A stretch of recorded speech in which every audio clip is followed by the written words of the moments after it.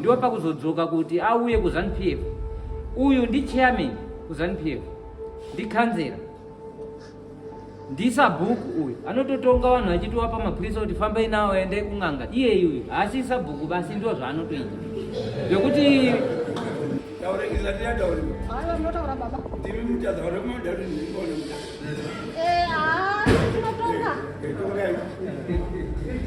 atide kunge zviri kuitwa izvo kutengesa vanhu zvisina basa. munhu ndati ndijekese kana kuti wachanzwa wachaona vhidhiyo iroriri wekweduko vanoti right apa makabaya nekuti murume uyo anotukudza uyo amuri kuona apa.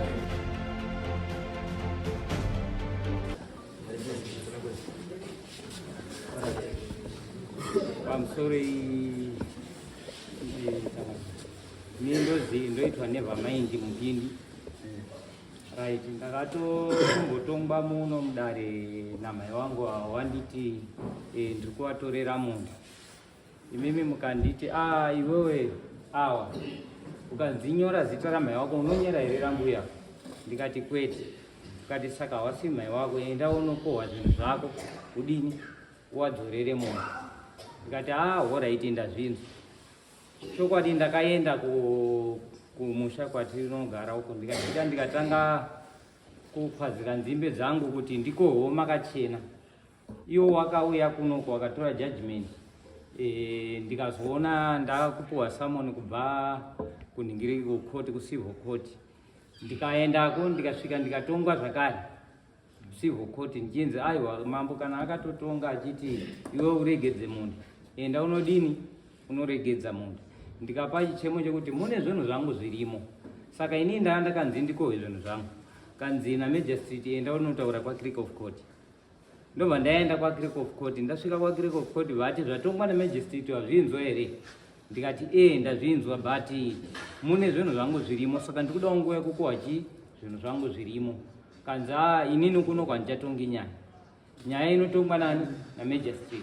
Saka ndakabva ndatoona kuti apa zvandikubanhirwa ko ndichibanhirwa ndikutoroveswa chiraundi handiti. Ndobva ndangoti right. Ndobva ndabuda pandaenda wabva wasara wachipuwa judgment yavo. Wapuwa judgment eviction order mukati kuti inini handifani kutaura nani namai ava zvinovabhohwa mukati macho. Ndobva ndanzi inini handichafani kusvika mulendi iyoyo ndichiita chimwe chinhu imomo.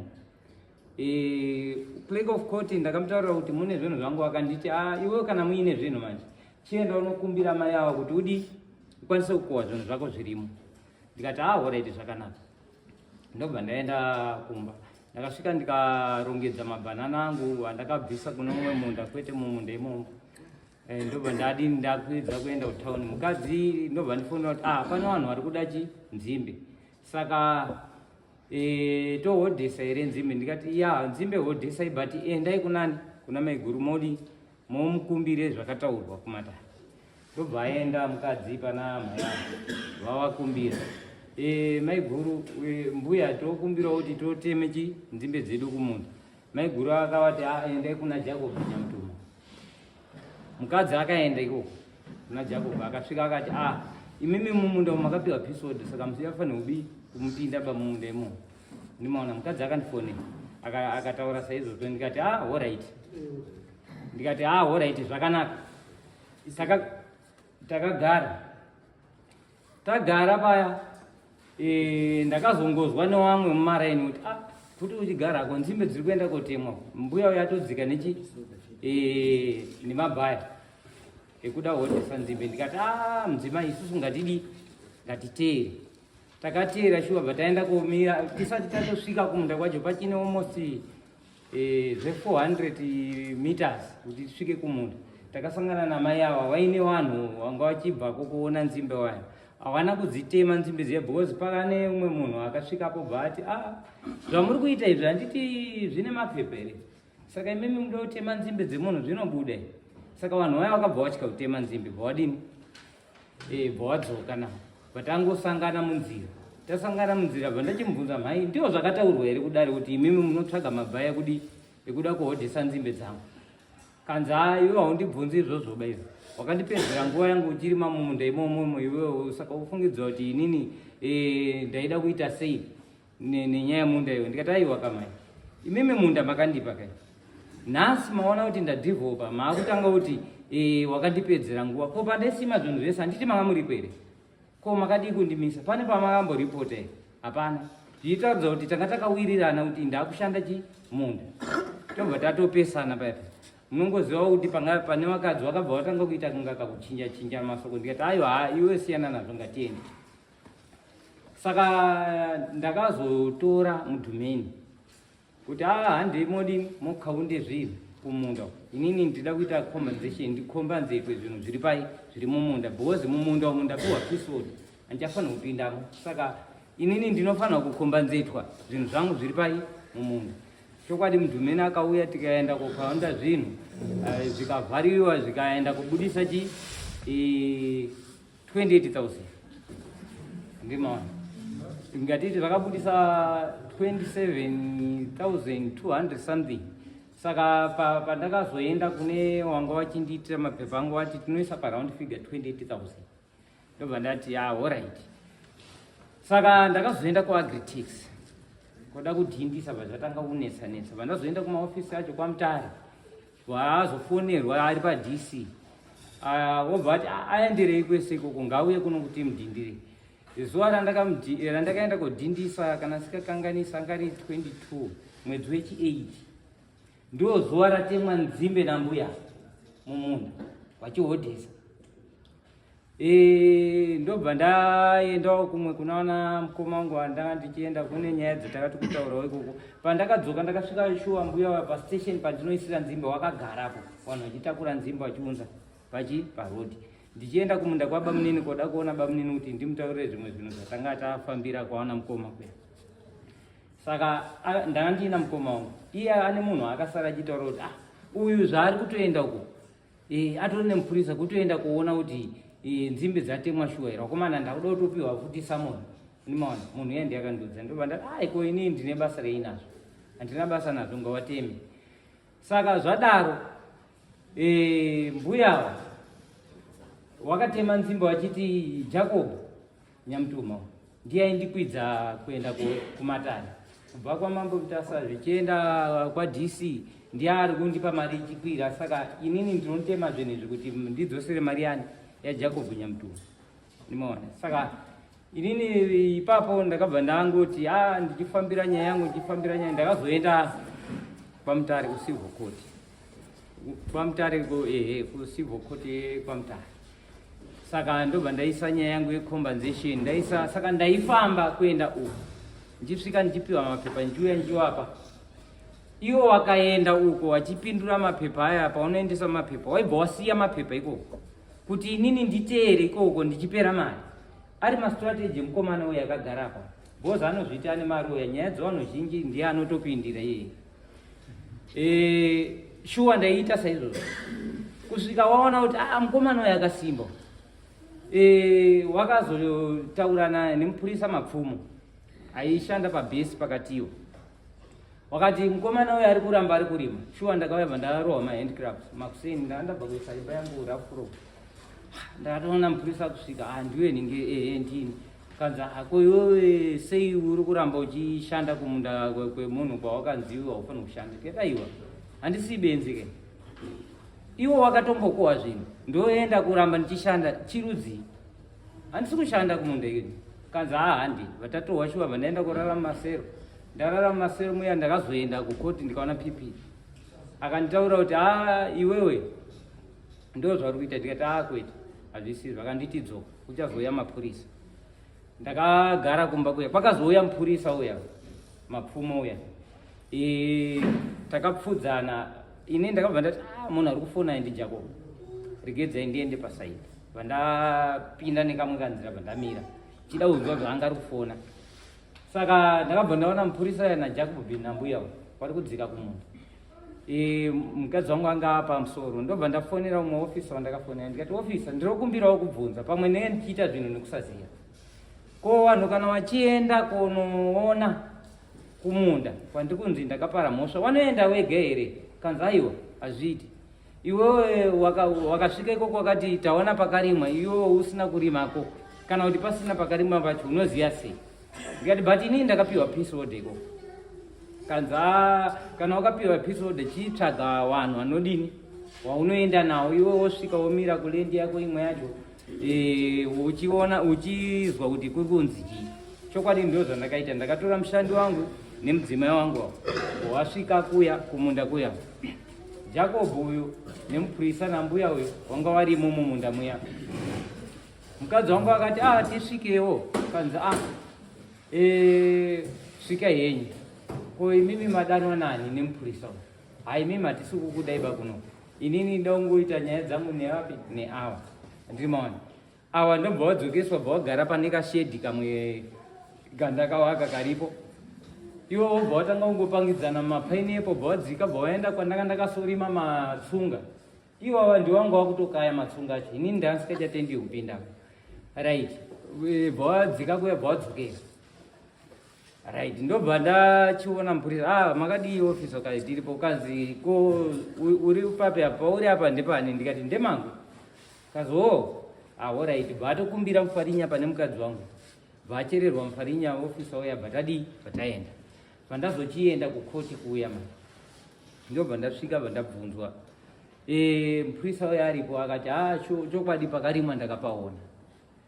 Andiri maona. Ndakapaona pakarimwa, but isusu akatidzinga mupurisa uya kuti hamufaniri kunge muri panapa kana ndakukudai ndokudaidza. Asi ndo zvakataura kuti pakarimwa ndakapaona. Inini ndikanzi 3 months pajeri kana kuti 100 US fine. Ndikati alright, hapana chakaipa, ndinotsvaga. Chokwadi ndakatora mari yandanga ndichifambisa kuenda kwaMutare iyai yandandoda kuita compensation yangu iyai, ndobva ndabhadhara fine iyai, tobva tagara. Saka chishamiso inini ndakabva ndazoenda kwaheadman. Headman zviri kunesa kumba uku na mai vaya vaiti waruda munda wakupinda nekwangu izvozvo vachingoti ndepangu. Nimaona shuwa ndakapuwa vanhu kubva kwaheadman, tikaendako wakapega munda wangu, wakaenda kupega wamai vangu wake mbuya ukasara uri pakati, nekuti iwo wakaramba kuenda, wakarambidzwa naJacob kuti kumunda ikoko musaende, imimi mune mapepa enyu. Chokwadi ningiri wekwaheadman wakabva wadini vaita saizvozvo, waita mepu yavo, vanyora mepu yavo, vaisa nepepa ravo rinotsigira kuti A ndiya Arisi Nyamake, B ndiya Irene Muzekezeke, C ndiya Nevamaindi Mpindi. But kusi ikoko wakatopinda iwo wakomana ava ndiwo wakasvikirwa nemudzimai wangu uyu wekwaManheto. Ane vamwe wake 2 wasitoripo ba. Wakasvikirwa nemudzimai wangu watombochera makomba bva wati aiwa kwamakuenda uko wakomana hakusi kwangu yaMuzekezeke ndekwangu. Kanzi alright, itazvizwa mai. But wakafonera Jacob bva wazi continue zvamuri kuita imi musamiri. Chokwadi mavidhio ndinawo ekugoboro kwemabhanana wachichera makomba imomo. Wakabva wachera makomba wachigobora mabhanana imomo. Mubva ndaona kuti ndirwisane nevanhu ava. Inini handisi kuziva kuti vanhu ava chii chauri kunyatsa kundifungira. Ndakabva ndasiya iko, ndambomira kutaura nezvako. Ndakafonera iye mapfumo kuti ofisa, pana vanhu vari kugobora mabhanana angu munda vachitema mapombi vachidai so. Saka ndizvo here pamutemo? Kanzi iwewe ndoziva sei kuti munda wako? Ndikatika ofisa, ingawani inini ndine mepu yandakauya ndikakupai. Kanzi chipepa chamakadhirowa cheche. Animaona ndakabva ndatoneta, ndatoona kuti pane something zvinenge zvichiti. Ndakabva ndadini, bva ndamboizira right. Mumunda muya mbuya wemaakatora nzimbe, Jacob akauya nemwana wake Jahari na Jose na iye Jacob. Ndafonerwa kuti neumwe munhu achitonditi kuti uchigara apo tikuzwa nyaya kuti kwai kumunda nanazi dzirokoiwa nanazi. Ainobva ndatodzika kumunda, ende ikoko ndiko kwandaigara ndingoshandira, ndaitochinja mapombi angu nchididi vandadzika. Akasvika Jacob uyu nevana wake 2 vati wakomana imimi alright, chitorai nanazi, mukabora nanazi idzi muisa masagi, inini ndichaenda kurequesta madhungi. Andimaona shuwa ndakaona panhau yava kutanga kubora nanazi ndatobuda.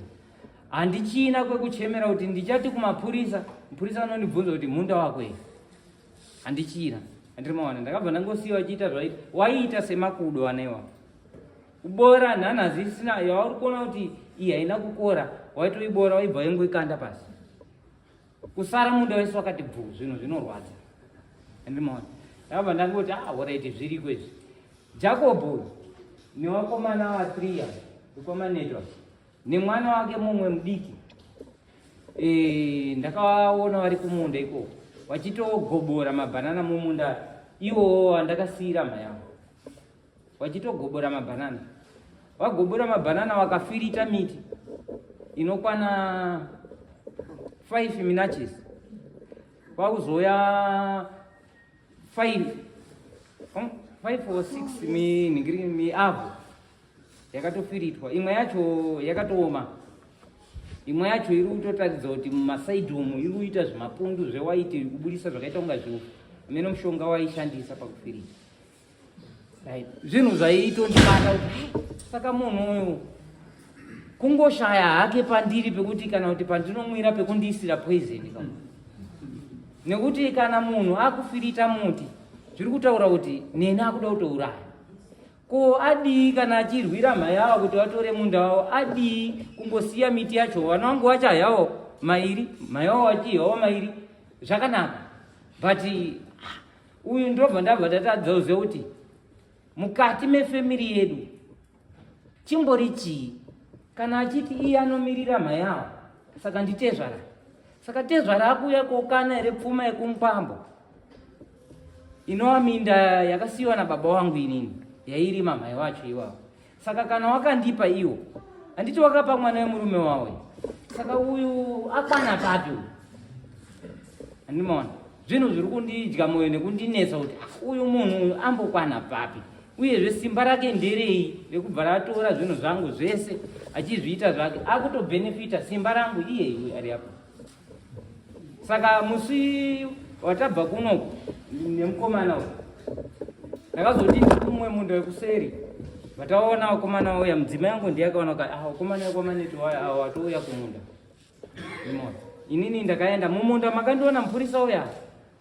ndobva ndaenda kubva ndasvika ndiri padenga ndakabva ndatora vhidhiyo ndichivatora vhidhiyo iwo wasi kundionama vakati isusu vakati pane kashona kakataura kekuda kuti kwai tiri mboko here kana kuti tiri mabhanditi mambo mutasa ari kuti kuendesa nyaya kwamambo mutasa zvingamisi isusu kuti tishande uku hatimiriba zvekuti tikaripureya vhidhiyo iroro pane pandakatangira pakuti muri mboko dii hamuzwisisiba asi mimi manje chamunoita inini ndikakuonai muri murendi yangu inini ndinokutorai vhidhiyo bhozi kuzoti nditaure nemuromo zvinonesa ndo zvandakaita wakatanga kuda kutondiataka wakomana umwe wacho asara uyu akabvisa rekeni ndakasina kutodziona ndakazoti ndakutarisa vhidhiyo ine ndione uyu atobvisa rekeni aisa muoko muhomwe kuda kubvisa dombo rerekeni saka inini paiuya uhwani wacho ndio pandakaridza khodhi ndichikodhachi mudzimai wangu angari nechemunda wepaseri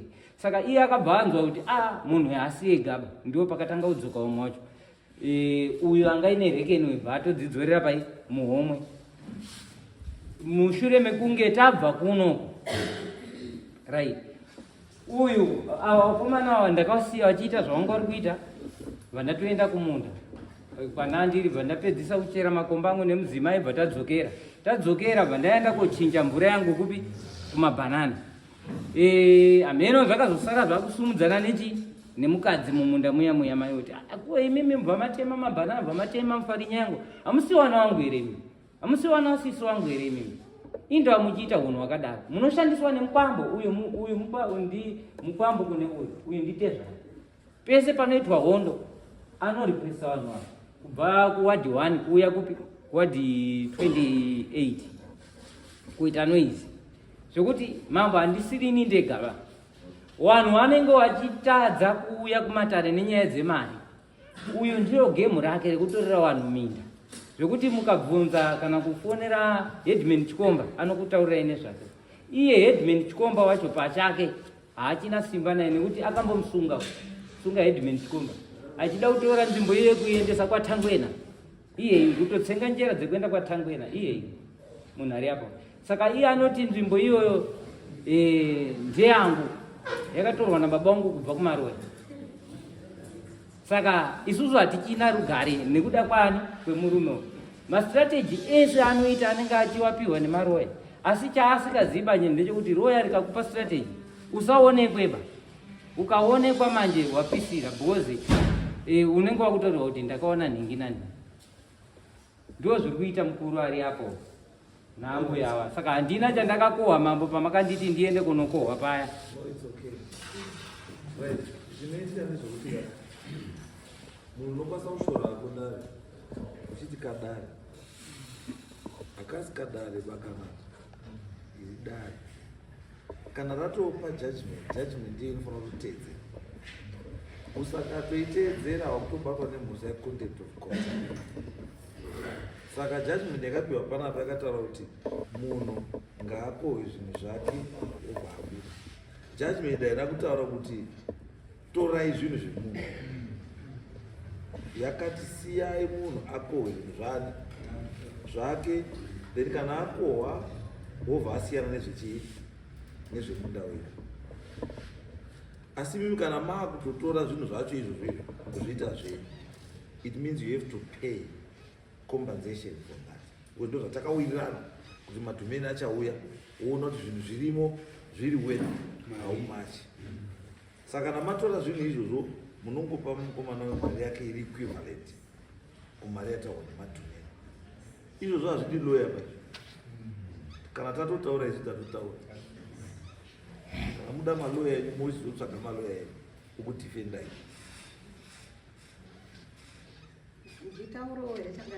Yes, because I am not happy mbuya. I am not happy. Ndipei number dzemember in charge yeruda. Ndipei number dzemember in charge yeruda. Nazero.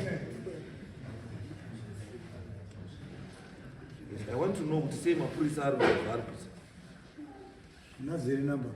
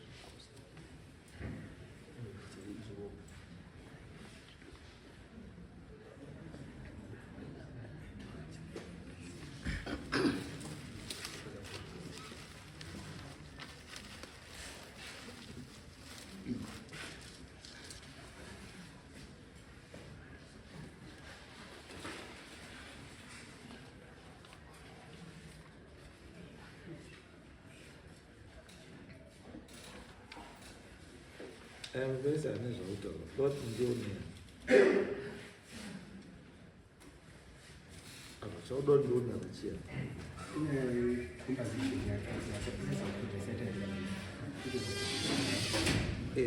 Tuti susi asika kana nyaya iri kukodwa doesn't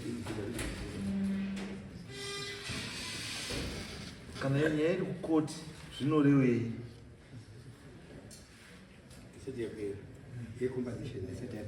Eseti yapera saka ndo zvakakupa here kuti muende kuhodhesa nzimbe dzekupupura munhu. Zvaari kutaura zvinzimbe ndofunga mbuya uya akati munhu anenge atauri mbuya mbuya uyu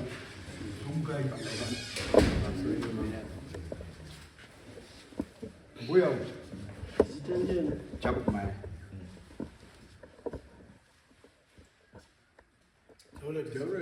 mbuya mziki akaenda kootesa nzimba akatidetsa ane nzimba dzake dzirimo ainoona mabhanana ake arimo akasimwa nekwamachera kana mapepa pakatositeka saka akati ngootesa nzimba dzako iyewo akapinda akaotesa dzake wakatomboya kwandiri nini waikumbira kuti tinoenda kuti ataiwa kana muri kuenda kumunda unotoyabvisa zvake uyabvisa zvake plus inotaurira mapurisa bozi nyaya nyaya akatotongwa inechi aine maitadiri.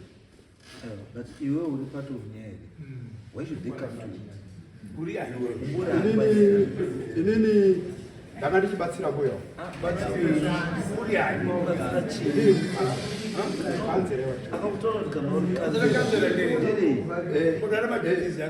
awa warwisana na mbuya. What are the duties of a counselor? Aiwa ini changubatsira cheteka kuti yatenda Basa la counselor. Wakaenda induction. Wakaanza kuita basa hili as a counselor. inini ndakabatsira badzi kuti mbuya Iwe basa iwe. Endapakada kuti savangurire basa la counselor ndere. Wakaanza kuita basa hili as a counselor. mbuya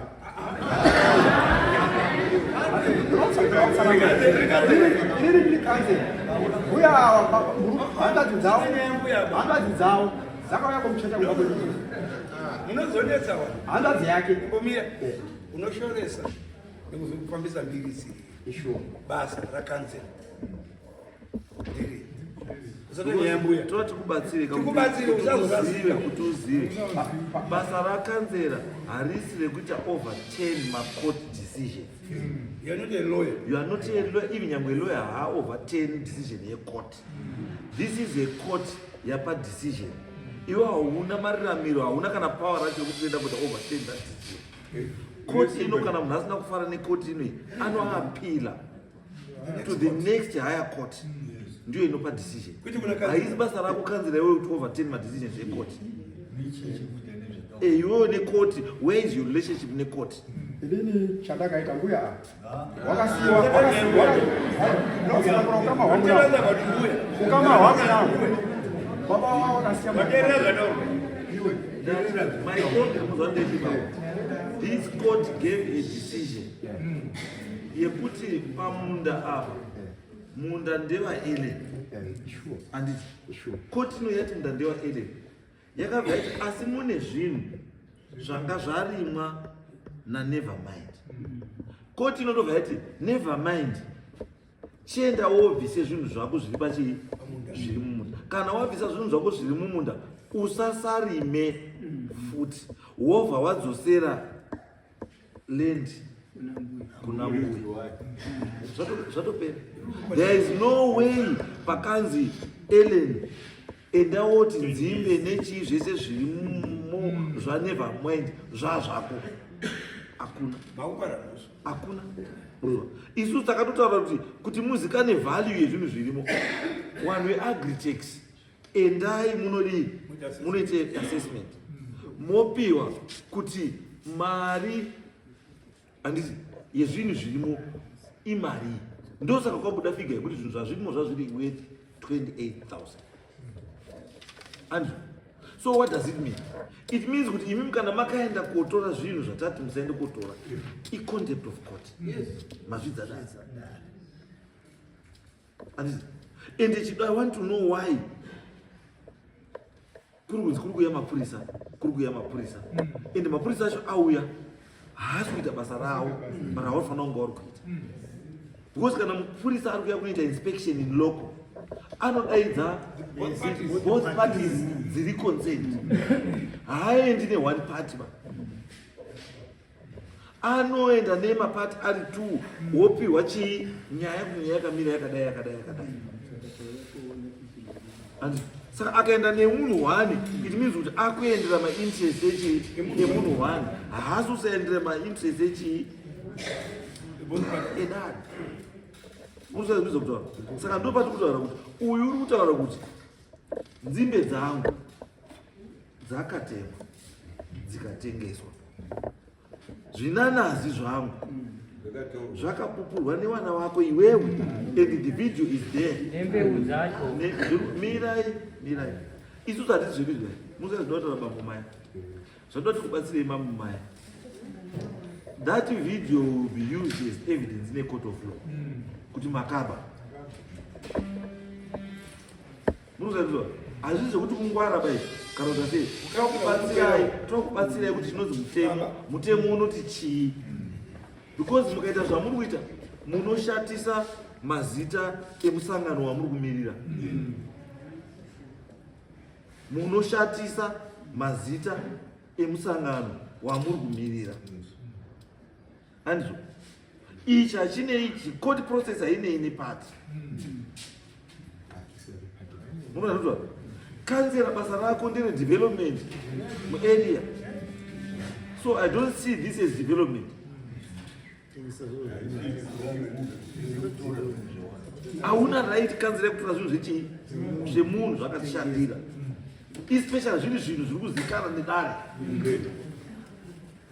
Hatidi but that type of behavior. Isusu takati measures dzitakati chii, measures dzitakati endai motaure nani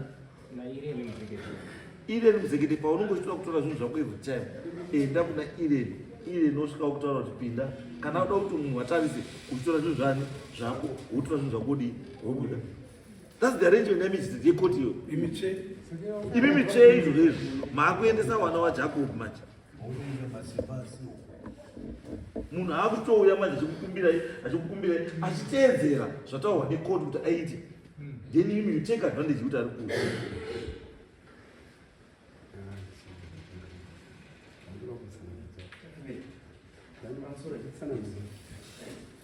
Vanhu vese vachizwa ndipo ndibva majekesa kuti wakandianzi Everson ndiapa authority yekuti pine munhu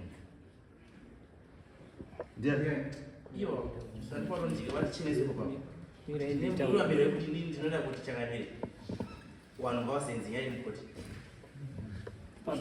pamusoro idare right panhau yekuti Everson, inini sekuru awa handivazive zita ravo, anozi Everson.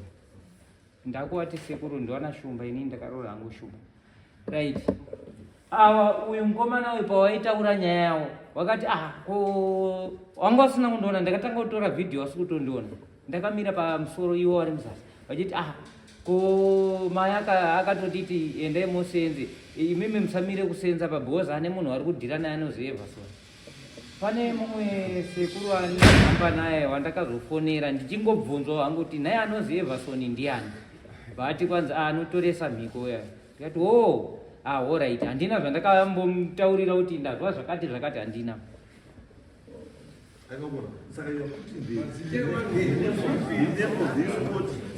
Kozoya mambo ipapo pacho mumunda imomomo rori mambo yeiri apa iyi papanze apa ndaidzadza 2 minde yangu iri miri 2 marori enzimba ndiri ndega ndichitoenda kutengesa. Saka munoona uyu munhu uyu haanga asikadi munda basi waichiwa zvinhu zvandaiita mumunda imomo, because pandaidzadza roriyo handifungi kuti wanga wasikazvioni, wasikandimangarira. Ndakatya kuti ndipikisa dare kuti aiwa mambo tumai vanhu itai so, ndakaona kuti no, ndinoita kunga ndiri kushora dare, regedzai ndiite sezvavari kutaura. Saka uyu munhu uyu ane ruchiwa, kunyange munda waari kurima uyu, mumunda make maari kurima akatorera umwe murume aizi Mutisi, wakamutandanisa munzvimbo imo akugara muMozambique.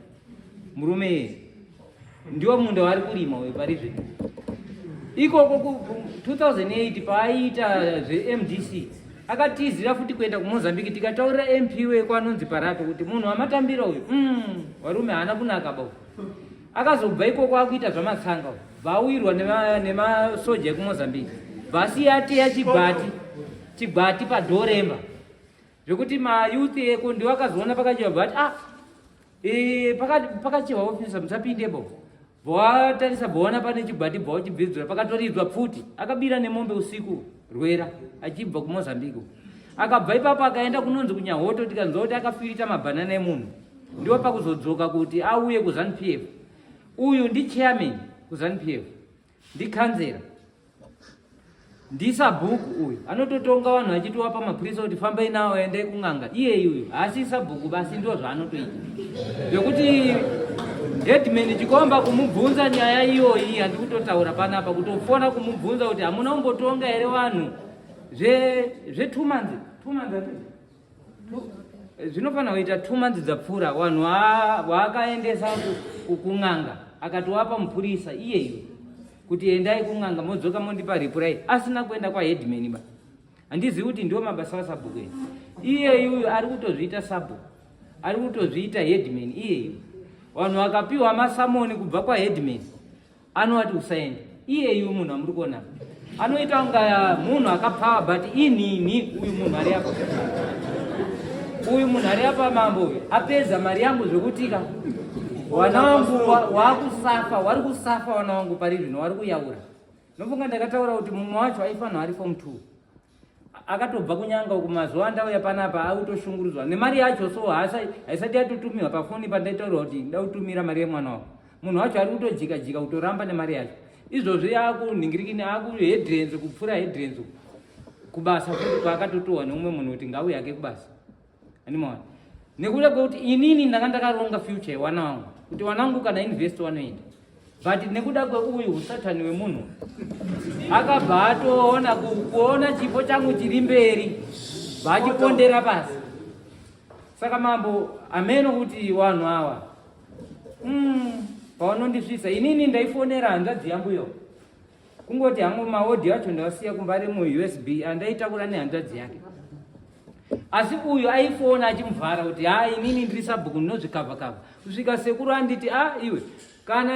handiti ndisabhuku here munhu wacho kana ari sabhuku paanongofa stiyo anongozi anga akanaka nekuti ndisabhuku ari iye ari kuvhara kuti hanzvadzi yambuyo iuye kuti titaurirana kuti tarisai muone zviri kuita tete wenyu ndizvo here mukugara oraiti munda wandipa ndewani handiti akangousvikira uriwe kwamupindi handiti saka iye ndiye andipa kamunda ndakakana naye ende munda vanhu vari kuti kwaziwe kwamachinda nevekwacheya wakaisa pamapepa wachiti kwanzi mawitness vanhu ivavo ndiwo vakandimangarira mudare inini wabviswa nambuya apa inini munda ndobva wandimangarira vanhu ivavo vati nevha maindi mupindi atora munda wedu tikaenda mudare manyamhanza maya asati ashaika baba munini wakeyo kushaika kwaba munini wake aindokana naye nenyaya yebhuku iyeye atori nemamwe majudgment akatongwa namambo akatoshaika akeyo achiti ndikuda mombe 25 pane munhu ada kutonga bhuku saka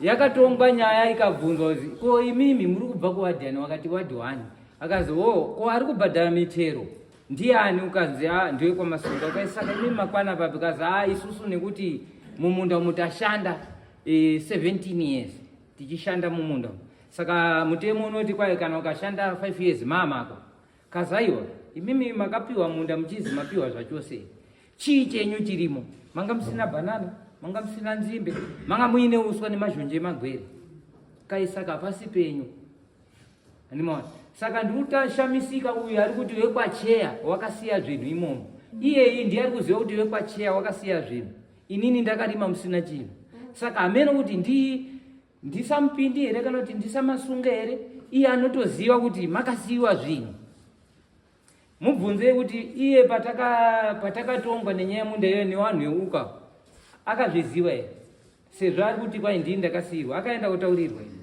hana chake badzi kuganhira kuti kwanzi uyu regedzai ndimutorere munda umwe wakatombonditorera futi wanga uri mupurazi mukatiwo akandisungisa nenyaya munda kuenda achichema pamberi pemapurisa mambo kuti kwazi inini ndikubirwa magwere vanhu vandakaenda navo anozi pana maziwa nafungai natendai na vanhu ivo ndivo ndakaenda navo hama dzake iyeyo dzandakaenda nadzo kukohwa zvinhu asi akaenda kumapurisa kochema achiti ndikukoherwa magwere tikaenda kumapurisa ikoko andimaona gore muna 2009 ndo paakazouya kusima mabhanana mumunda imomo ane mastrategy mani vauya kusima mabhanana inini hashabva ndadzura bva andiendesa kukoti kwamutaro bva ndazi 300 US andimaona ndikabhadhara iye akabva atora munda wacho kambani bva yaita kunga zvinei bva yauya bva yatora kusaidhi kwacho ikoko andimaona asi chimubvunzai kuti iye zvaari kuramba musi uno akatoti kana mambo mutasa zvaari kutaura kuti pada kubhadhara 28,000 uri kufungidzwa kuti unoiona kunani iweyo mari iyi unoiona kunani ende roya ravo rakandibvunza futi izvozvo kuti nekukura kwaita mbuya 28,000 uda kuiona papa bva ndaripindura kuti ikati no zvinhu zvirimo ndo zviri kutaura 28,000. Kana mbuya uyo asikakwanisi kubhadhara 28,000 zviri kutaura kuti inini ndicharamba ndichishanda mumunda macho because atadza ndichipindura roya rangu pambo varamba akanyara. Saka ndo chimiro chiri pane munhu ndati ndijekese kana kuti wachanzwa wachaona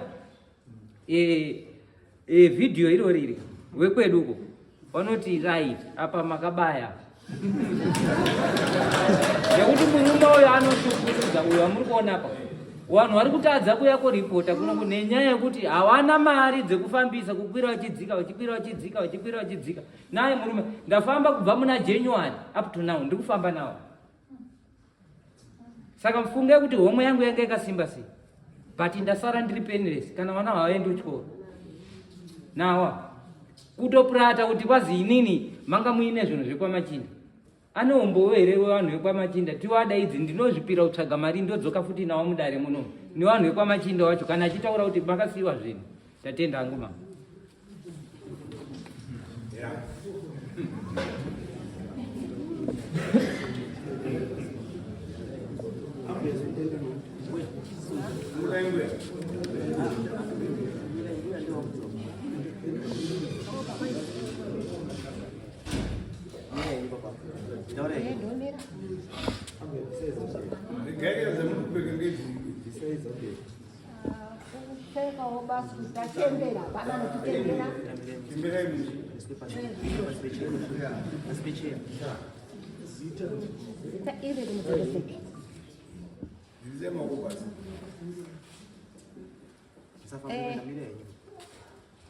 Ini ndiri kumirawo pamusoro podare riri dare ramutasi. Saka ini murume wangu akandipa munda haana kundipa nemwana kwete. Ini ndinotukwa ndichiti handina kubereka mwana inini pamusoro pomunda wacho iwoyo. Saka pari nhasi unoyu ndiri kuenda kondotsvagirwa zvirombwa kumazambikuku matuzvietira kana muchiyaziva uyu ari kuenda kondotorawo ona kuti mhai ava mhafi. Saka ini ndofira munda wanguwo here ineni. Hanzazi yangu akamuchaira foni yokuti ndoda kuti utibhadhare munda wacho iwoyo. Hanzazi yangu akapindura akazi kwaakaroorwa hanzazi yangu anotakura munda here kubva kuno mondhawendi kuti auye nawo iko kumanyika. Ndozvaakapindura hanzazi yangu izvozvo changamiri. Saka pari nhasi uno mwana uyu ari kuararira inini kuti inini ngandifi munda adini munda atori kana zvese zvaari kutaura zvajakopo izvi kundozvisanganisa kuti kuzvikanya sauti nomukaka. Mbuya ngatidai dai rakatonga rikataura rakataura zvari ndikupindura baba aiwa kurungu mbuya kada kumisa imozwa zvitaura tererai zvako hatizitanga kutonganya iyi yakatongwa mukazi munda ndewani yakapera hani munda wakazi ndewenyu saka mwana uyu anoda kuurayira ichi wari kutotaiwai yatongwa kunzi mwana uyu asi rudzi munda ndewani ndewangu asi ndinofana kuita zvipi nezvipi handi makaudzwa zvokuita siyai atore zvinhu zvaakasema mumunda mani menyu imini. Saka angasi saka ndakaindi nyara nemutauro nditanyara atiri muri basi taura isati yatauriwa aiwa munotaura baba ndimi mutaza vatomandati ndingoona tinotonga hatide kunge zviri kuitwa zvokutengesa vanhu zvisina basa. unotonga mamuberekana murutonga aiwa ndinokutaura iyeyu rubvunzwa nechimba araiaatonga chitaurai muno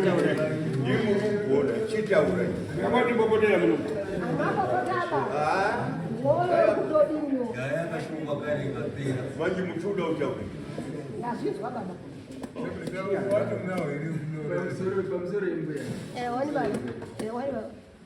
nyaya iri kutaura ndeyekuti nyaya yakatongwa handizvo here yatongwa kwakanzi munda ndewenyu saka chisiyai mukwere anga arima zvinhu zvake abvise zvinhu zvake imimi muzochenderera mberi. Saka chakazokutadzisai kuti muregere mukwere akohwe zvinhu zvake chiinyi mbuya? Aiwa baba, zvinhu zvake anga ari kutora, mabhanana anga ari kutora, nzimbe anga ari kutora kotengesa. Ina hapana chandakambuyenda kumotengesa dainene. Mazvizwa? Hapana chandakabvenda kutengesa, iye ndiye anga ari kutotora achiodha achienda Harare. Saka uyu Jacob uyu kuzoenda kupura nhanhazi dziri kutaurwa nedzimwe ipwa kana kuti nzimbe dzimwe dzakazotemwa, hamuzvizivi here mai? Handizvizivi baba, handizvizivi baba. Saka Jacob uri kudei manje panyaya yenyu imimi nemupwere? Jacob uyu ari kutoti akasiyiwa nana baba vangu. Makanzwa nana baba, ndiri kusvisa kutsvenga kudai. Ona baba vangu vakati Maziwe, tasiya mwana uyu. Mwana haana hama dzake dziri kuno. Iwo ndiwo chinyo, ndiro ziso rokuti unotionera mwana wedu uyu. Hazvinei mbuya. Jacob makamutaurira here kuti uyu mukwere uyu wanzi adini atore zvinhu zvake? Saka iwewe unachichipota kuchiti kana Jacob kana mupindi auya umubvumiza kuti atore zvinhu zvake kusvikira apedza tozoenderera mberi tiidini tiirima. Makamutaurira here Jacob? Sasara pawana ipapo handina kumuudza, handina kumuudza zvokuti taitotonya yakadini yakatongwa kuno ichipera yakatongwa. Imini mamusiripo Jacob anga asiripo handiti. Saka maipa unga mama akataurira Jacob kuti zvatongwa nachangamire mutasa ndezvizvi nezvizvi handizve ndizvo kambuya? Saka maipa unga makataurira Jacob, asi zvisinei Jacob wakataurirwa Jacob kuzi inini wakataurirwa ndimupindu handizvo Jacob?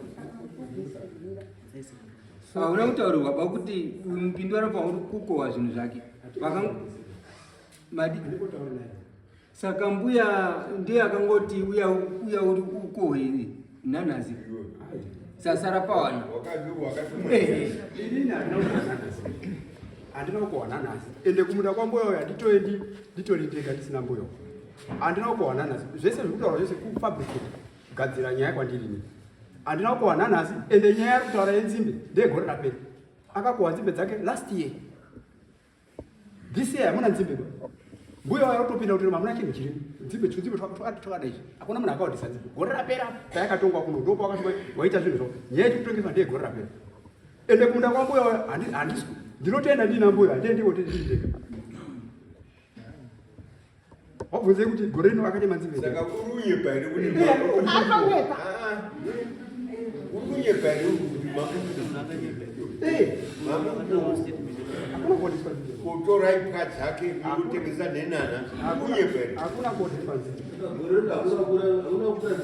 Hakuna nzimbe dzakakura dzindorimo, hapana atambo dzibata dzindorimo. Garai pasi.